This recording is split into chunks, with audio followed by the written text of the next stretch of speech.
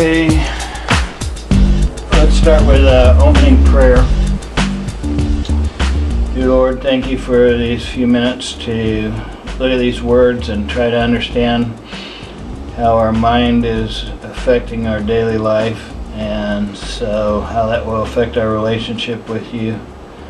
And may we become better people every day and lead more and more fulfilling lives, understanding our connection with you and therefore affecting the people around us in a positive way. All of this harm-free in the name of Jesus. Amen. And we will continue with the nature of personal reality, chapter 17. We're in session 663, near the bottom of page 342. And we'll start with the word "in your terms." And here we go. And just for a second, even those words, "in your terms," he has to use these words because his viewpoint is so different. So he can see a lot of different viewpoints, a lot of different time periods, a lot of different realities. So he is using "in your terms" in order to help us understand better that he's explaining it in our terms.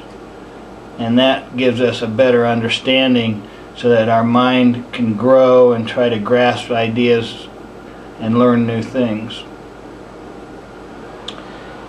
In your terms, you are in a state of evolution as a species. Part of this experience includes a natural fascination with exterior events. You are developing properties of consciousness that are in their own way uniquely your own, as your environment is. A strong focus is a necessary counterpart, since you are involved in a learning process in which all elements inherent in the situation will be explored. Throughout this venture, however, you are, in the dream state, always kept in touch with the realities from which your physical experience springs. As you understand time, you will eventually be able to merge your inner comprehension with your physical self and form your world on a conscious basis. Such manuscripts as mine are meant to help you do precisely that. The more involved you become with complicated physical organisms, the more energy you project outward, and the more entranced you become with the exterior manifestations. In itself, this was and is a natural learning method. Your inner life is being translated into corporal reality. As you perceive it and relate to it, you begin to question first its origin and then its meaning. This leads you back into yourself and to a recognition of your own abilities. What you now create unconsciously, your species will create consciously. The infinite abilities of consciousness become individualized, focused into a particular reality, which then becomes expanded. Your own temporal creations add to the abilities with which you made them. You learn through your creations. Mind, as physically directed, utilizes the greatest sources of power and energy along with unlimited aspects of creativity, so that each physical day is indeed absolutely unique. You cannot expect any portion of your environment to remain static, therefore, and the condition of your body is constantly in a state of flux and change.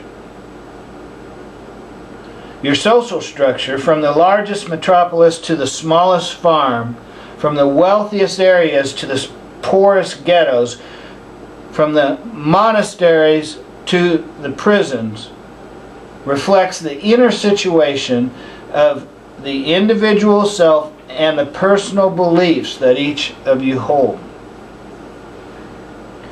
If you utilize the point of power properly, you will feel the non-physical energy translated into effective personal power through your intersection with flesh. You will be able to use that power consciously, with purpose, to change your personal experience, and so to change the social framework, at least partially. Such exercises aid in the evolution of your consciousness and will also serve you in fashions you may not suspect. The acquiescence to your own power will automatically flow through your experience, activating your dream life as well, and providing additional helpful impetus to your waking reality. You will no longer need to transfer your sense of power to others. All of the exercises given earlier in this book are prerequisites. I'll say that again. All of the exercises given earlier in this book are prerequisites. However, they are necessary so that you understand how the point of power is to be used. The recognition of personal feelings and the working through of beliefs, all of this will expand your understanding of yourself. If you hate a parent, for example, you cannot use the point of power to tell yourself that you love the parent instead. The earlier exercises will have helped you understand the reasons for the hate. You cannot use the point of power to gain control over another, for your own beliefs will automatically trap you.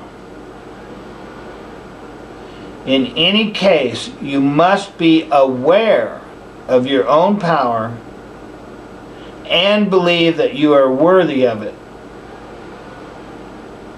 Many of the previous chapters in this book have been written precisely to convince you of your own worth. You have been told to experience your feelings and not to deny them. So you are not to use the point of power as an attempt to refute the reality of your emotions at any given time. As you understand the nature of natural hypnosis, you will no longer feel the need to generate new negative feelings. Your load of inhibitions will recede. As you trust yourself more, you will naturally express your feelings, and their suppression will not bring about explosive reactions anymore. They will come and go. The channel to power will be opened more clearly. Attention to your own stream of consciousness is highly important. This alone will help you see in what areas you are denying impulses or giving yourself directions that lead to powerlessness.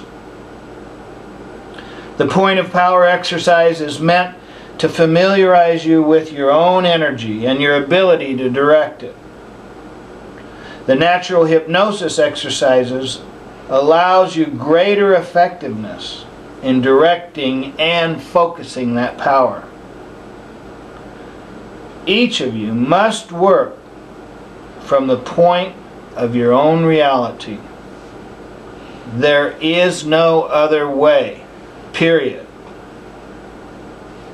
If you feel filled with rage, then do not say, "I am filled with peace," and expect results.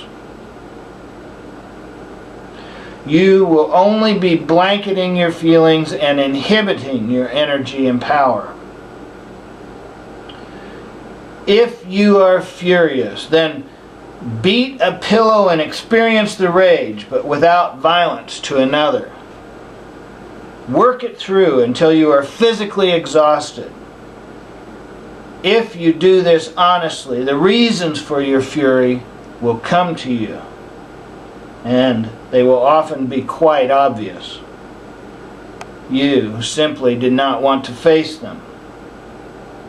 In almost all cases of this kind, your feelings will represent a sense of powerlessness on your part, where you delegated strength to a situation or an individual and felt your effort futile in contrast.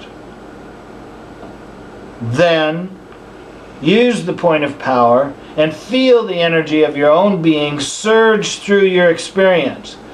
The knowledge of your own power releases you from all fears and hence of all rage. And he ends that session. We're going to continue on to session 664 and start that. It says, there is a constant give and take between each individual and his or her society. The divisions and characteristics of any particular civilization will be a perfect exterior representation of the overall attributes of the people within it, as they relate to one another and as they see themselves. The exterior dimensions are replicas of interior personal ones. The accomplishments, wars, difficulties, and institutions are all after the event. That is, they are outward actions of an inner existence. Under certain conditions, water turns into ice. In the same way, interior events can appear in physical reality in quite different form than the original. As creatures, you are part of nature. The change of thoughts, feelings, and beliefs into physical, objectively perceived phenomena is as natural as water changing into ice, for example, or a caterpillar turning into a butterfly. You not only form the structure of your civilizations and social institutions through the transference of your beliefs, thoughts, and feelings, but in this natural exchange you also help on quite intimate levels in the psychic manufacture of the physical environment itself, with all of its great sweeping variety and yet seasonal stability. Medicine men may do a rain dance. They understand the innate relationship that exists within all portions of nature. You are taught to believe that faith can move mountains, yet many of you will find it extremely difficult to accept your own relationship with the environment. Your beliefs, often as opposed to your desires, cause wars. Your feelings represent the inner reality behind what you think of as purely natural phenomena, such as weather. Catastrophes, such as earthquakes or floods, are not perpetuated by certain elements of nature against other portions of itself. Your feelings have as much natural validity as the tides, and they have their own kind of attraction. Mind does move matter. A ring manipulated at a seance under controlled conditions is but the most simple kind of demonstration of the great ability of the mind to interact with matter. You each participate in the creation of each thunderstorm, each new spring, each flood, earthquake, and summer rain. A war is one kind of natural event brought about as feelings and beliefs interact on one level. A natural catastrophe represents the same kind of phenomena at a different level. Your part in these feelings and beliefs will place you in your own natural position within such events. And that's the end of chapter 17. This beginning of this last session we read, 664, is moving us towards an understanding of what he's going to talk about in the next chapter. We finished up session 663, and I want to think up a sentence that will help summarize that information. How about mind moves matter? Okay. I mean, that's true, and that's good. The last few pages of this session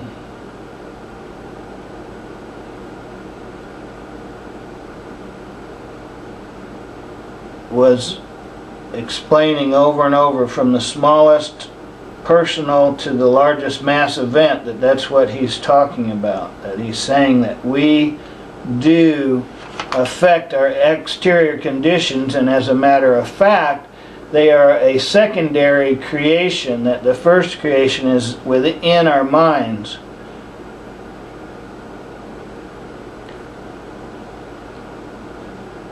I think for a lot of people, mind creates matter is very difficult for them to accept. It's easier for them to think of mind moves matter because they see it as separate from them. But you could have three different sentences. Mind moves matter, mind creates matter, mind is matter, depending on, your understanding of how connected we are. Basically, he wants us to understand that we can get to our own beliefs and our own power, and by believing in our own worth and our own power, this is going to reduce a lot of our conflicts and problems,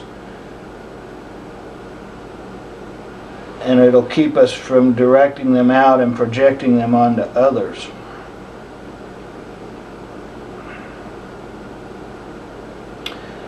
I think the last sentence of session 663 is very important. He says, the knowledge of your own power releases you from all fears and hence of all rage.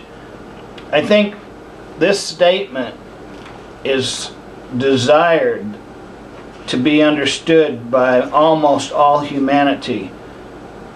In essence, this is the solution to peace on earth and no more wars.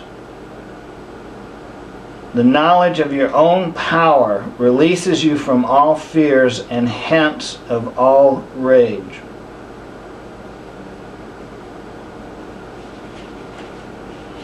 he ties in the fact that rage is related to fear, and he ties in the fact that you can get over both of those if you have the knowledge of your own power. He's saying that fear and rage are a result of us feeling powerlessness, and yet he's trying to help us understand that we constantly, every moment, have access to unlimited power, and therefore the knowledge of our own power will release us from all fears and hence of all rage. So I'd like to take this last sentence and make it more simple. My power releases my fear and Rage. Rage is so loaded. I was going to change it to anger, but we can leave rage if we want. My power releases me from fear and rage. And he says the knowledge of your own power.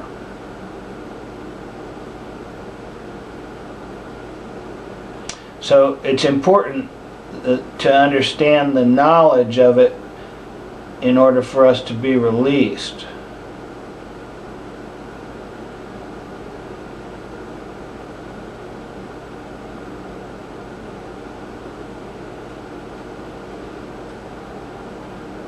My power releases me from fear and rage.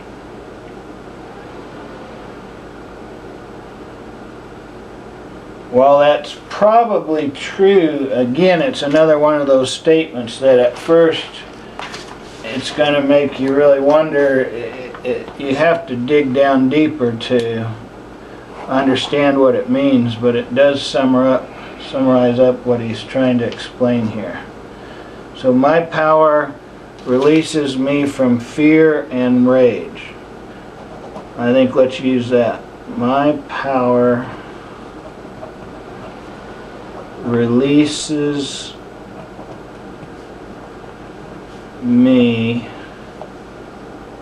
from fear and rage. One more time. My power releases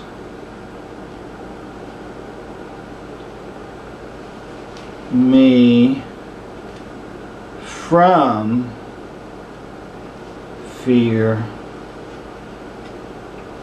and rage. All right, let's have a closing prayer.